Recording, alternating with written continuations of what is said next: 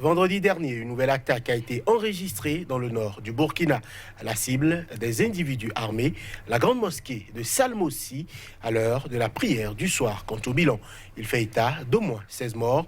Cette attaque, qui n'est sans doute pas la dernière que subit le Burkina Faso, pose avec acuité le problème du terrorisme, de la sécurité des citoyens, mais surtout de la pertinence de la stratégie mise en place par les autorités. Les populations, elles, sont de plus en plus exaspérées. Un millier de personnes se sont rassemblées le lendemain contre le terrorisme, mais aussi pour dénoncer la présence des forces armées étrangères dans leur pays. Avec plus de 600 morts depuis 2015 dans le pays, le malaise peut se comprendre. Qu'est-ce qui rend le Burkina Faso si accessible aux attaques djihadistes? Les autorités ont-elles pris la mesure de la question sécuritaire? Que faire pour endiguer le mal? Les pistes de solutions sont-elles politiques ou plutôt sécuritaires? Burkina Faso, fréquentes attaques djihadistes pour juguler le mal. Des solutions politiques ou sécuritaires? La question sera posée. C'était donc le thème de l'émission du jour. À chacun et à tous, bonjour et bienvenue.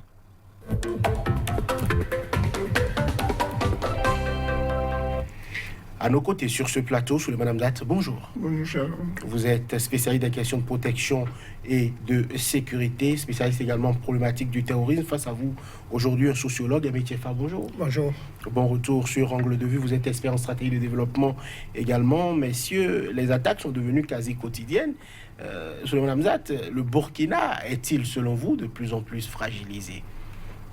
Écoutez, au constat, oui. Le Burkina est de plus en plus fragilisé du fait de ces attaques qui sont multiples et multiformes et qui n'arrêtent pas. Le Burkina, jadis, si nous prenons du temps du président Thomas Sankara jusqu'à la fin du président Blaise Compaoré, n'a pas connu ce genre d'attaque djihadiste. Il a fallu que le président Roch Kaboré s'installe. Et voilà que les attaques djihadistes ont commencé. Il ne faudrait pas oublier non plus que du temps du président Blaise Compaoré, ceux qui aujourd'hui, pour la plupart, sont des responsables qui attaquent le Burkina, ils siégeaient. Il y en a beaucoup qui logeaient dans Ouaga à l'époque. Et c'était un peu, si vous voulez, une méthode sécuritaire du colonel Kadhafi à l'époque, qui demandait à certains chefs d'État, surtout ceux qui sont liés ou bien alliés de manière idéologique, du même bord que lui, de cantonner ne serait-ce que ceux-là qui étaient susceptibles, n'est-ce pas, d'amener un peu le bordel. Je prends pour preuve le centre dans lequel j'ai été formé, la Mataba, qui est le centre de résistance contre le sionisme, la réaction et le fascisme. Ce centre abritait à l'époque des mouvements révolutionnaires. Et ces mouvements révolutionnaires, au lendemain de la mort du Kadhafi, se sont transformés en ce que vous savez, Moujaou et tout le bordel, Akmi, je ne veux pas les citer pour ne pas faire de publicité. Ces gens sont retrouvés au Sahel du fait de la destruction des dépôts d'armes libyens. Et je vous l'ai souvent dit ici que ceux qui en ont eu les moyens, ces businessmen-là, qui pouvaient se permettre des transactions, se sont fait acheter des armes, d'autres en ont récupéré sur le champ de guerre. Et voilà, les voilà aujourd'hui en train d'attaquer le Burkina. Bon, ça c'est un peu du côté terrorisme, mais il y a le volet un peu politique. Le départ du président Blaise devait être lié à un certain nombre de choses. C'est sous son mandat que ces gens-là aussi ont eu le temps de rester au Burkina. On va certainement y revenir. Aimé Tchefa, 16 morts, tous des musulmans, en prière au sein d'une grande mosquée. Selon vous, qu'est-ce qui peut, susciter ou entraîner de tels actes? Merci. Il faut préciser que cette fois-ci, il s'agit des musulmans. Plusieurs fois, il a été question de protestants ou de catholiques, de chrétiens. Il a été par endroits question, par exemple, des Peuls ou de bien d'autres groupes ethniques. Alors, c'est pour vous dire que les djihadistes qui frappent, ce sont eux qui retiennent leurs cibles en fonction des effets escomptés, des objectifs visés et des finalités à atteindre. Et sur la question que vous posiez tantôt à Souleymane Hamzat, c'est vrai. Le Burkina Faso, soyons sincères et tous les experts en conviennent, depuis avril 2015 jusqu'à aujourd'hui, n'a plus été réellement et profondément en paix.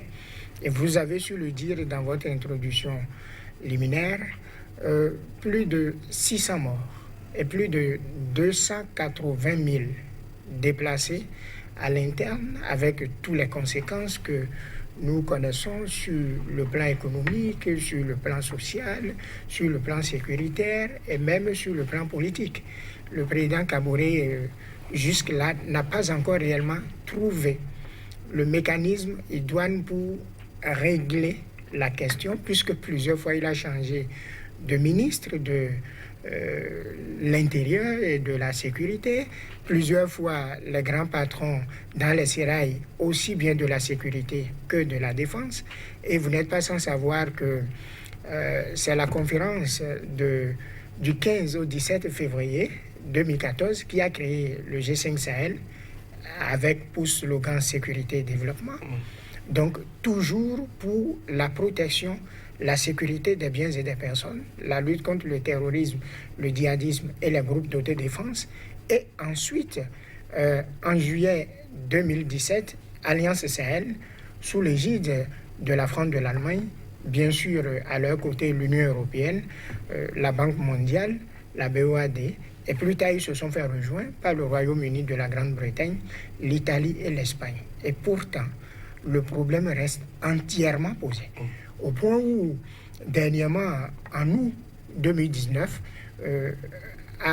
au sommet de G7, les 7 plus grands pays industrialisés du monde, le président Kaboré, président en exercice de G5 Sahel, a été invité pour reposer encore toute la problématique de la nécessité de lutter contre le terrorisme et le djihadisme. Donc, en tout pour tout, pour un point bien fait, le Burkina Faso, depuis bientôt 5 ans, n'a jamais été véritablement en paix, et cela empiète sur les autres pays qui l'entourent, sur l'économie de l'Afrique de l'Ouest et même sur les questions politiques de ce pays et de cette partie sous-région de l'Afrique. Tout à fait. À Ouagadougou, 1 millier de personnes se sont rassemblées, c'était samedi dernier, pour dénoncer le terrorisme et la présence des bases étrangères en Afrique.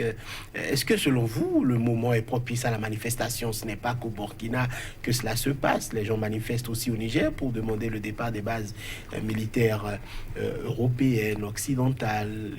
Il se murmure que les bases fleurissent un peu partout dans les pays en Afrique de l'Ouest, sans pour autant avoir des objectifs que ces bases-là sont donc censées avoir. Mon avis, je vais donner mon avis et celui du jeune panafricain que je suis. Pour mon avis personnel, j'ai été toujours contre l'implantation des bases militaires. Sur plusieurs émissions ici, sur le même plateau, je l'ai fait savoir parce que l'implantation d'une base militaire sur nos sols, devait être en pleine violation, n'est-ce pas, de notre droit constitutionnel. Il y en a qui signent des accords de défense et on ne sait pas pour les raisons véritables pour lesquelles ces accords de défense sont souvent signés. Et ces accords de défense n'engagent que ceux qui les signent parce que en réalité, ces accords de défense sont souvent signés pour protéger les régimes en place. Pour ce qui est du panafricain que je suis, j'estime que l'Afrique en général doit prendre ses responsabilités, et notre jeunesse en particulier. Parce que nous voilà face à ce phénomène de multiplication des bases militaires. Il y a eu une émission que nous avions tenue ici, qui est celle de la carte de $1 milliard de la Banque mondiale. Cette émission-là, au fait, parlait de quoi? Elle parlait du scannage du sol africain à la recherche des ressources. Et vous allez remarquer qu'à chaque fois qu'une base militaire s'installe, elle s'installe souvent à l'opposé des théâtres d'opération. C'est un constat que j'ai fait. Si tel est le cas, on se pose la question de savoir, sont-ils réellement là pour combattre le terrorisme? C'est quand on veut combattre quelqu'un, on va en face de lui et on engage un combat frontal. On reste pas de l'autre côté, on attise le feu et par après on vient jouer les pompiers. Donc il va falloir que décidément et de manière révolutionnaire, notre jeunesse à nous puisse prendre ses responsabilités. Parce qu'on remarque ces derniers temps-ci qu'en réalité, le pouvoir n'est plus au bout du fusil. Il est dans les urnes et par la jeunesse, le cas de la Tunisie. Voilà. Alors, on sait que c'est une mosquée cette fois-ci. Avant cela, on en a parlé. C'était un pasteur et 5 fidèles qui étaient partis dans une église protestante. Avant cela, c'était un prêtre et 5 fidèles dans une église catholique, plus précisément à Dablo. Est-ce que l'objectif de ces attaques-là, c'est de compromettre, selon vous, le vivre ensemble? Est-ce que c'est cela ou bien cela répond à un autre modus operandi? Les objectifs de ces attaques, c'est de mettre les populations en émoi, aussi bien les populations civiles, les femmes, les enfants, les cibles les plus vulnérables, mais également les hommes en uniforme et en armes, puisqu'il y en a eu également sur les gendarmes, sur les militaires. Tout à fait. Vous ne vous en doutez pas. En fait, les terroristes utilisent tout ce qui est en leur pouvoir pour attirer l'attention sur eux, pour faire des revendications. Parce que, au départ, en 2015, en 2016, de quel mouvement nous a-t-on parlé réellement? Ansarul l'Islam, le groupe de Malam Ibrahim Dicko. Aujourd'hui, on s'en convient qu'il n'y a pas que ça. Et puis, je vous invite à voir un peu l'axe ou l'itinéraire des 3 frontières, notamment la partie frontière avec le Mali et ensuite avec le Niger, donc le nord et l'est du Burkina Faso, où pourtant, jusque-là, les communautés ont réussi à vivre en paix avec de très bons rapports de voisinage, parce qu'en Afrique, les mêmes groupes ethniques pratiquement se retrouvent un peu partout avec quelques différences de changement de langue ou d'accent par rapport à tel ou tel phonème prononcé de façon différente.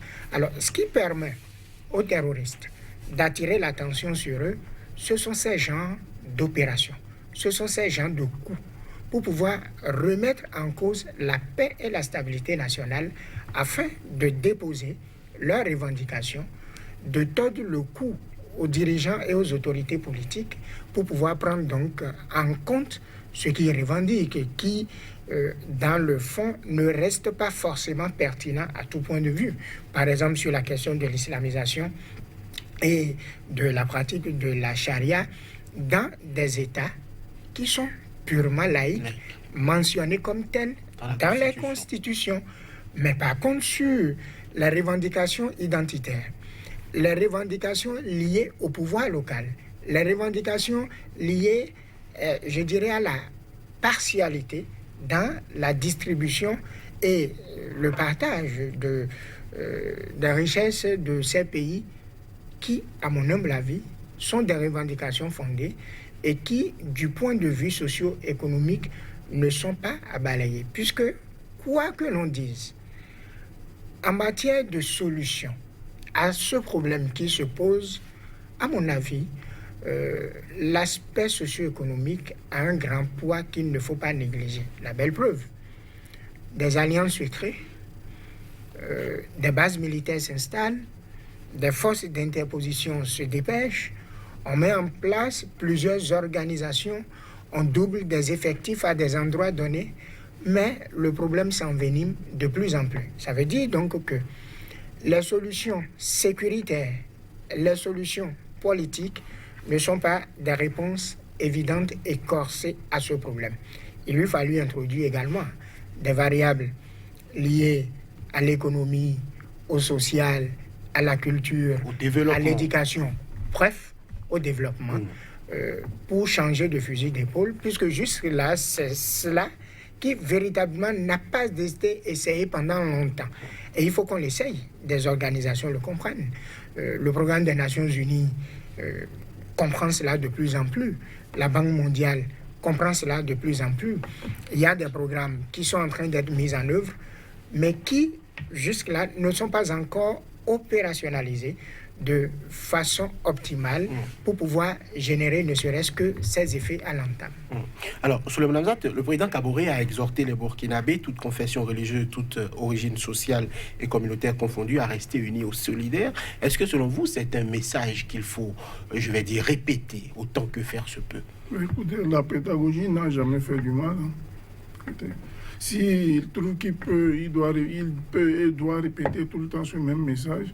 Je crois que pour moi, c'est pédagogique et ça permettrait aussi aux populations de savoir quel comportement adopter.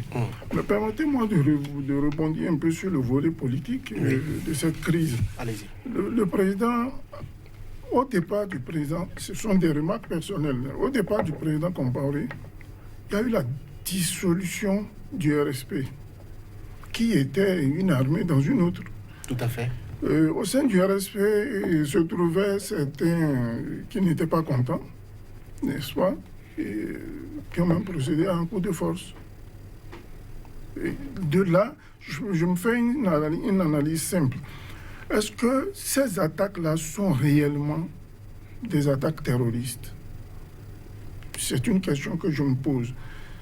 Est-ce que, d'autre part, le fait de lier ces attaques-là à un dessin politicien qui ne dit pas son nom aurait permis au président Compaoré, par exemple, de revenir.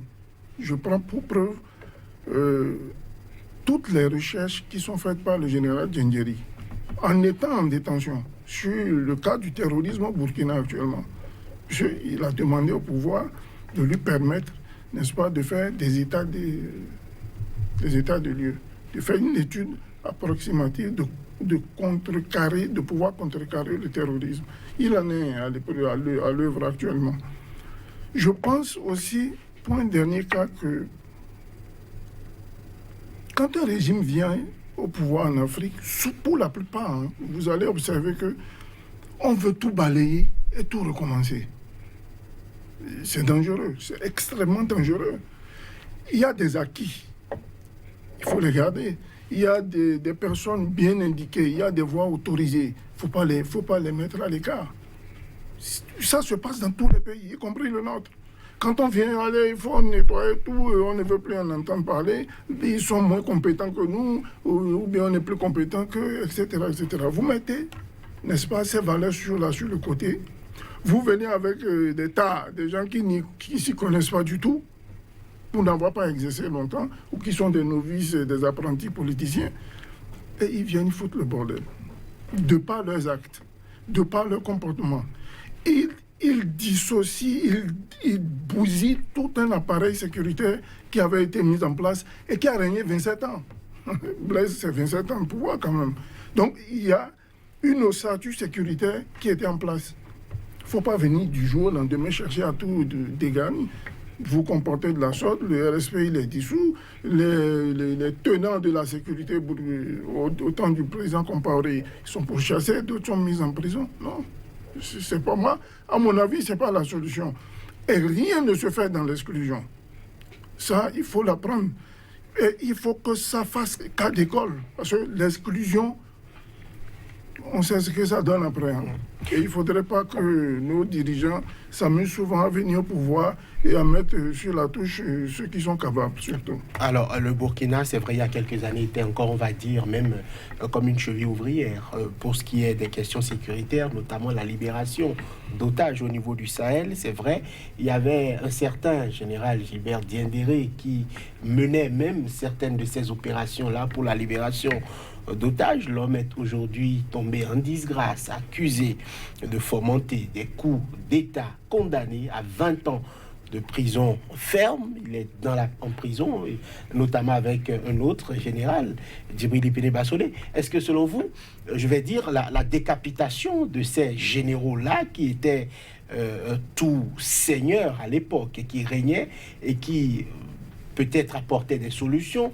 Est-ce que le fait de les avoir déposés en prison pour des faits à eux reprochés, bien sûr, peut aussi avoir une influence sur les problèmes sécuritaires que traverse le Burkina Faso aujourd'hui? J'adhère entièrement à l'analyse d'Hamza Suleiman, où le contenu est très pertinent. Ben, je voudrais aller au-delà, puisque je dis ce qu'il a dit est vrai. Il a émis des hypothèses qui, lorsque vous connaissez le système et les acteurs, ce sont des hypothèses assez pertinentes. Donc, en la matière, je dis que c'est bien fouillé. Alors, il faut aller au-delà. Regardez la situation géographique du Burkina Faso. Le Burkina Faso, pays du Sahel, ayant donc une relation de voisinage avec le Mali, le Niger, la Libye, je vais même dire quelque part avec le Tchad et la Mauritanie, puisque tout se retrouve également au sein de G5 Sahel. Puisque G5 Sahel, c'est Mali, Mauritanie, Burkina Faso, Niger et Tchad. Plus maintenant d'autres pays sahéliens.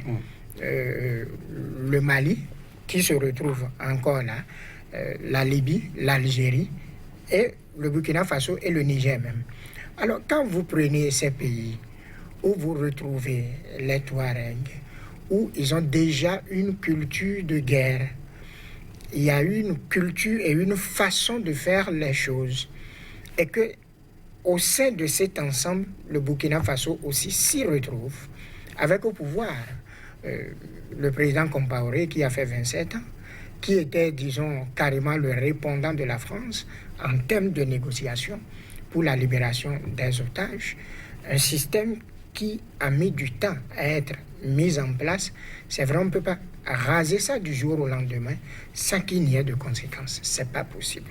Puisque 27 années ont été mises en place pour mettre en place un système, l'opérationnaliser avec tout ce que nous connaissons comme stratégie. Mais il y a aussi que dans ces pays, le Mali, qui est un cas spécifique, parce que lorsque les mouvements terroristes naissent, viennent au Mali pour l'expérimentation et bien se former, parce que c'est là ce que je suis en train de vous décrire. Quand vous quittez les pays orientaux, où les mouvements terroristes se forment en fonction de telle ou telle idéologique, parce qu'il y a aussi de pseudo-idéologiques religieuses. Si l'idéologique était si tant religieuse et liée à l'islam, je ne crois pas que des mosquées seraient attaquées à des heures de prière. Parce qu'au moins, ils ont l'assurance que ceux qui seraient tués seraient leurs frères musulmans. C'est pour ça que je parle de pseudo-idéologie religieuse ou confessionnelle. Alors, lorsque ces mouvements naissent de là-bas en Afrique, directement, ils viennent au Mali. Pourquoi au Mali? Un pays suffisamment vaste, mal quadrillé par les forces gouvernementales républicaines qui en réalité ne contrôlent que le sud et une petite partie du centre, et que tout le vaste nord désertique est aux mains de qui? Des djihadistes.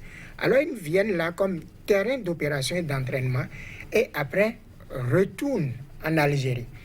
Et d'Algérie reviennent encore pour tester d'autres méthodes et commencer par faire de petits coups et de petites opérations au Niger, au Burkina Faso, mal équipés, moins encadrés pour pouvoir contenir ces flux avant de retourner maintenant dans les pays où ils sont nés pour aller vers les pays occidentaux, la France, l'Allemagne, les États-Unis, pour la plupart. C'est l'as de ces mouvements djihadistes. Alors, de ce point de vue, il y a beaucoup d'opérations qui sont des opérations test pour s'assurer de l'efficacité de ces mouvements avant de partir. On peut s'amuser à citer, vous allez retrouver plus de 50 mouvements djihadistes qui changent de nom ou changent de personne. Je vous ai parlé tout à l'heure d'Ansaroul, l'islam, dirigé par Malam Ibrahim Diko, qui a été l'un des lieutenants de Belmokhtar Bel, signateur par le sang, et qui également avait été l'un des jeunes enrôlés à l'époque d'AQMI qui avaient fait allégeance au Daesh. Donc, ce sont des gens qui sont passés de mouvement en mouvement, qui ont un certain background et dont la seule présence à l'intérieur d'un ou de l'autre de ces pays-là, forcément, compromet tout dispositif de paix et de sécurité si on n'a pas affaire à de réels professionnels. Les professionnels à la matière ne sont pas forcément des gens qui savent manipuler des armes. Je dis, la lutte pour la sécurité, a priori et à première vue, ce n'est pas une question d'âme, c'est une question de bon renseignement. Si vous savez, parce qu'il faut d'abord faire la différence entre les forces de sécurité et les forces de défense. Les militaires relèvent tout de suite de la défense et non de la sécurité.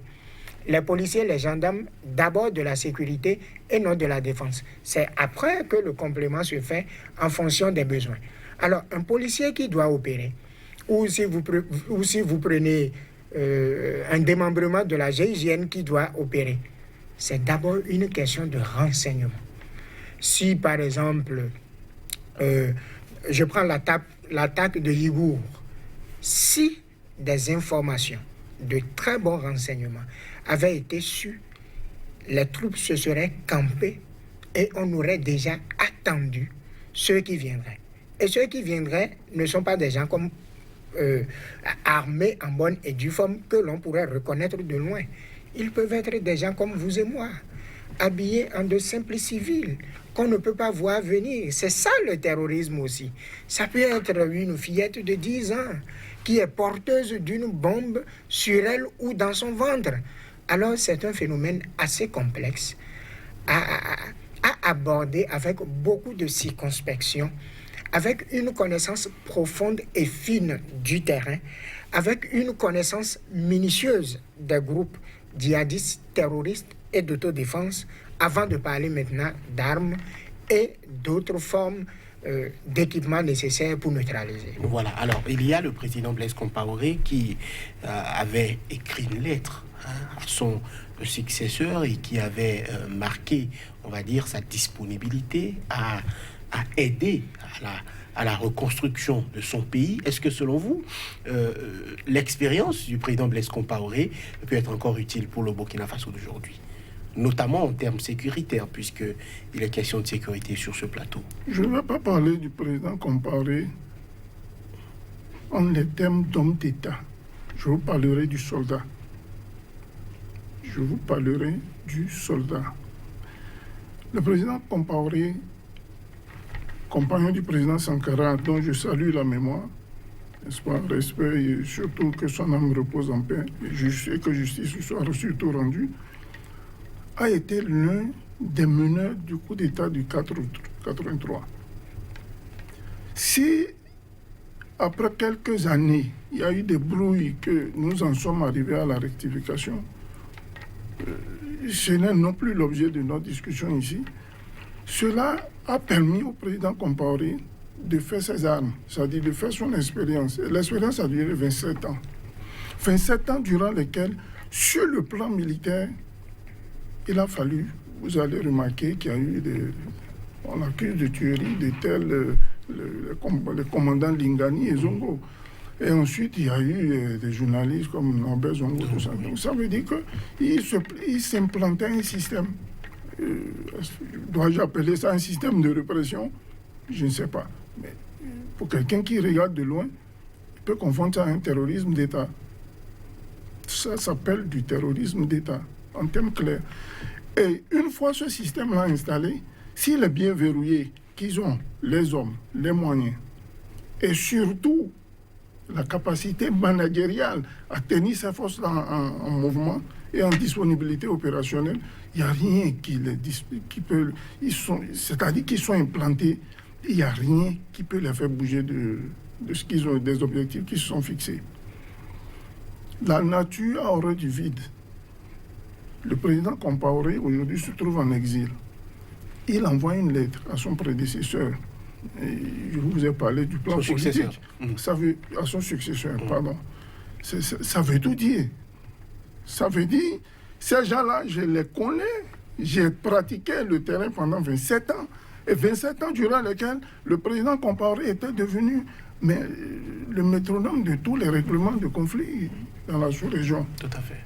Rien ne passait dans la sous-région sans toucher au président Compaoré. Il fallait le voir.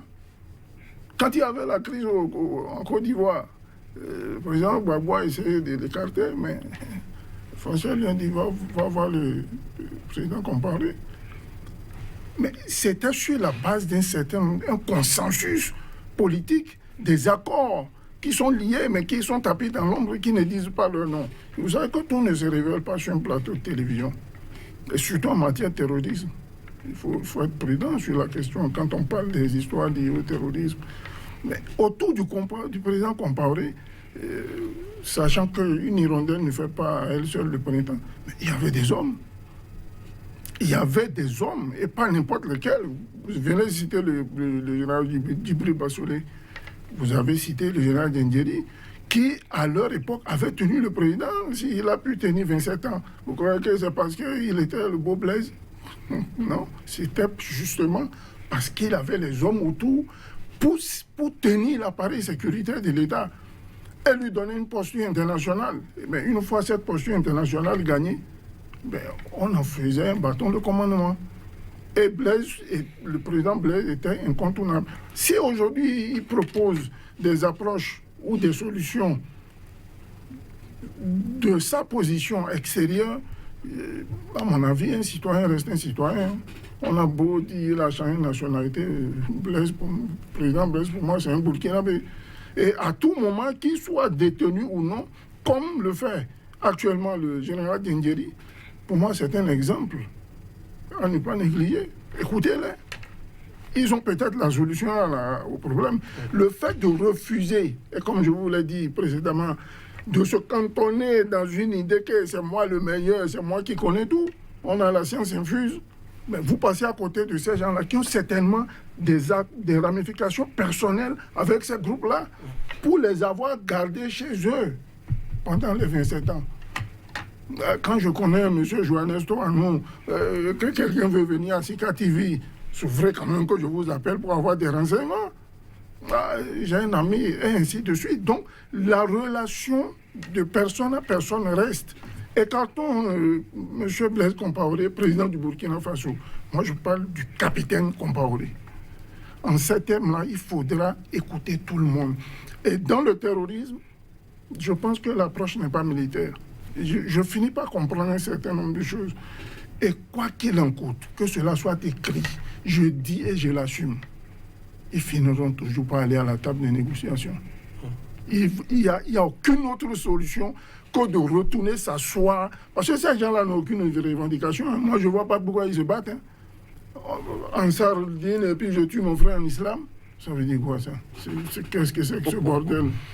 Alors, Metiefa, la question est aussi de voir ce qui sont reprochés à ces généraux-là. Autant il y a de l'expérience, autant on peut peut-être les écouter, les associer, mais il y a aussi des crimes de sang qui leur sont reprochés. Est-ce que la lutte contre le terrorisme doit-il, je vais dire, éluder des questions comme des questions de droit des victimes, droit de la personne à être jugée, à être sanctionnée, consort, parce que les deux généraux ensemble, c'est 30 ans de prison ferme.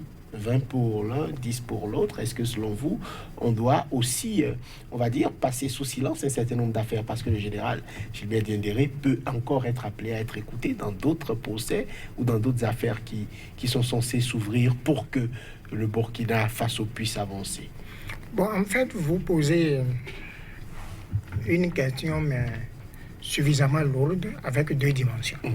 La dimension purement politique et la dimension sécuritaire combinée avec la lutte contre le terrorisme et le djihadisme. Bon, en fait, parlons d'abord de lutte contre le terrorisme et djihadisme. Nous convenons de plus en plus que c'est une question suffisamment fine, nécessitant beaucoup d'astuces et une connaissance assez approfondie du terrain, à tout point de vue, géographiquement, physiquement, culturellement, politiquement, économiquement, technologiquement. De ce point de vue, on a besoin de tout le monde, y compris même de compatriotes. ayant été aux affaires et disposant de très bonnes expériences et de surcroît militaire, homme de stratégie et de plan de défense. De ce point de vue, on en a besoin. Ils n'ont même pas besoin de proposer leur service. Si on estime qu'on en a besoin, on va en chercher. Surtout qu'ils sont des compatriotes. Mais si politiquement, je n'étais pas au procès, je ne sais pas tout ce qui s'est dit là-bas en dehors de ce qu'ont relayé les journaux, notamment la lettre de Continent à laquelle je suis abonné, je n'en sais plus rien. Mais si politiquement, on a besoin de les éloigner pour être en paix, parce qu'ils en savent trop, ou ils ont de l'expertise dans un domaine de sorte que si on les laisse déployer leur expertise, le Burkina Faso ne serait pas en paix au regard de tout ce qu'ils savent et que c'est ce qui est pensé actuellement. Ça, c'est la dimension politique de la question.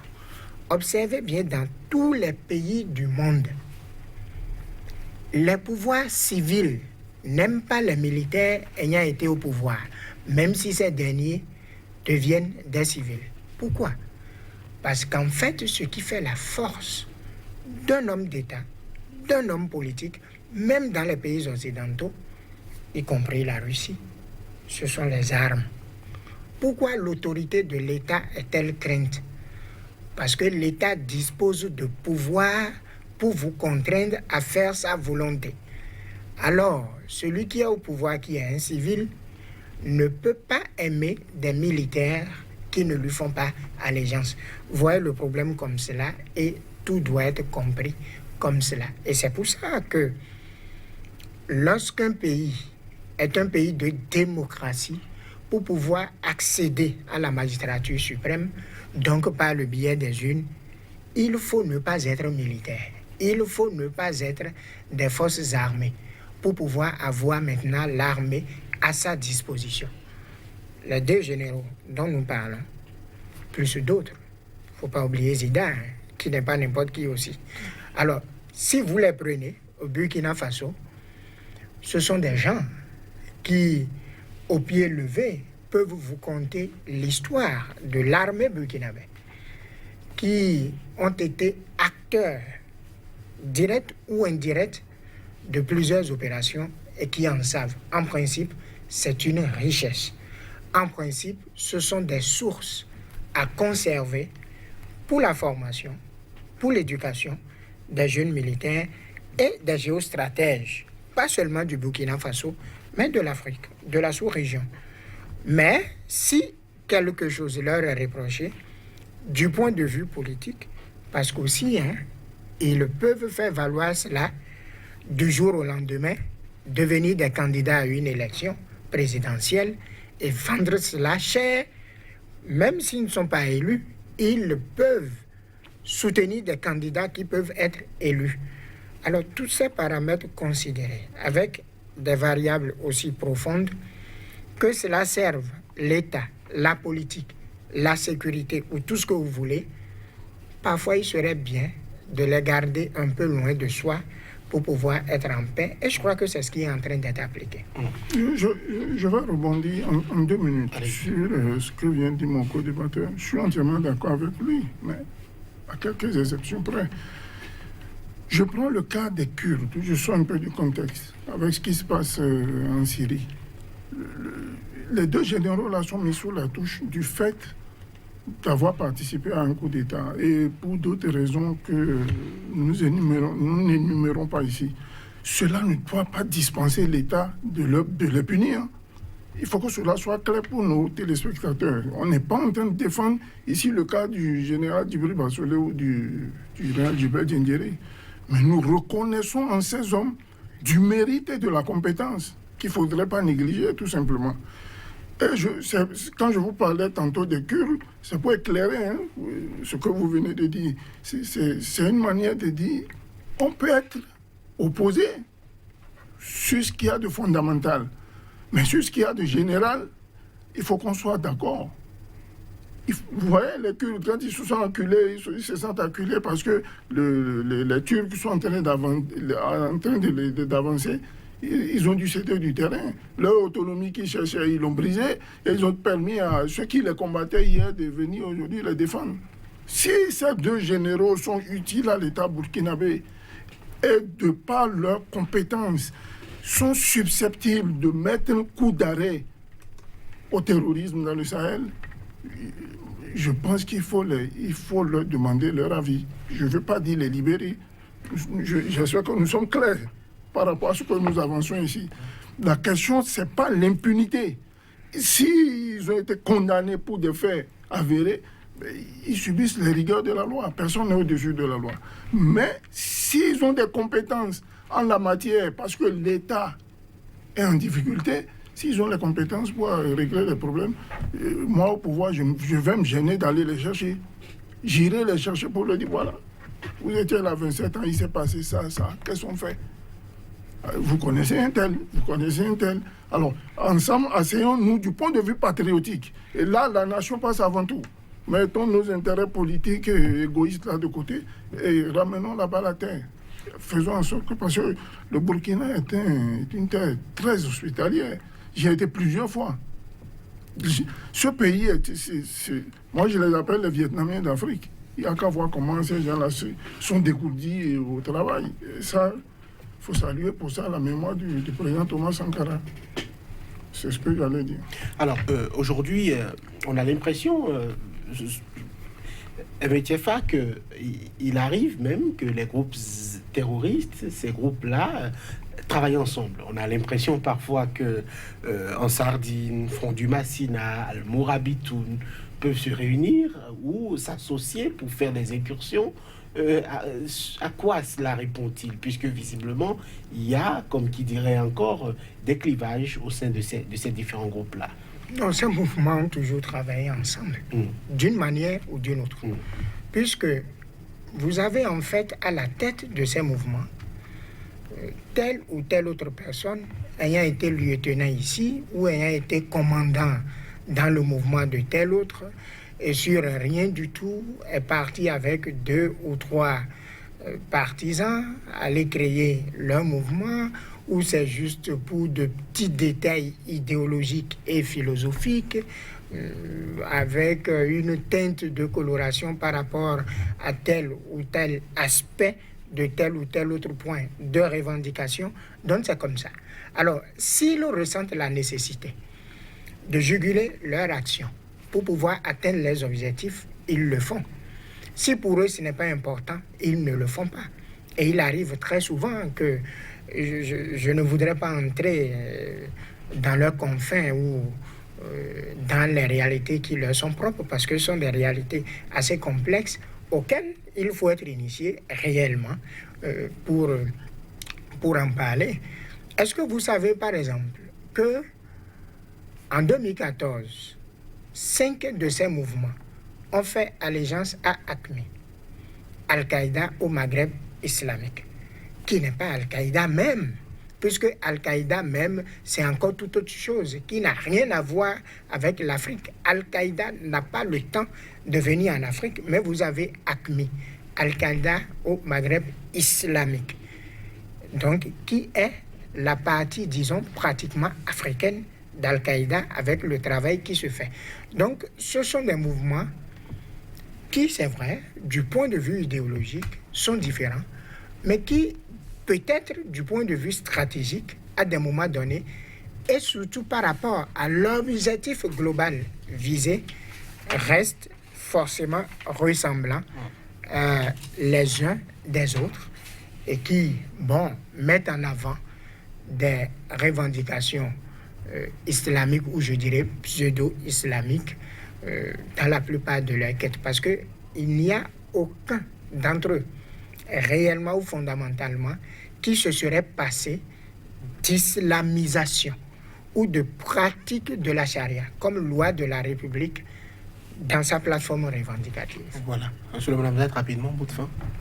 Écoutez, notre mot de fin, c'est que la jeunesse déjà prenne ses responsabilités et surtout que les autorités, qu'elles soient burkinabées, togolaises, béninoises ou partout, le terrorisme frappe, puissent prendre leurs responsabilités. D'abord en interdisant déjà les bases militaires, parce qu'on n'en veut pas, on n'en veut pas du tout, et surtout en prenant des mesures idoines de lutte contre le terrorisme. Et cela engage leurs responsabilités parce que les petits-fils qui viennent derrière auront à leur demander des comptes. Voilà, vous êtes Souleymane Hamzat, spécialiste des questions de protection et de sécurité, consultant problématique du terrorisme. Face à vous aujourd'hui, Aimé Tchefa, sociologue, expert en stratégie de développement. Il était question de la situation sécuritaire très préoccupante au Burkina Faso. Merci à vous de nous avoir suivis. À très bientôt pour un autre numéro de Angle de vue. D'ici là, portez-vous bien.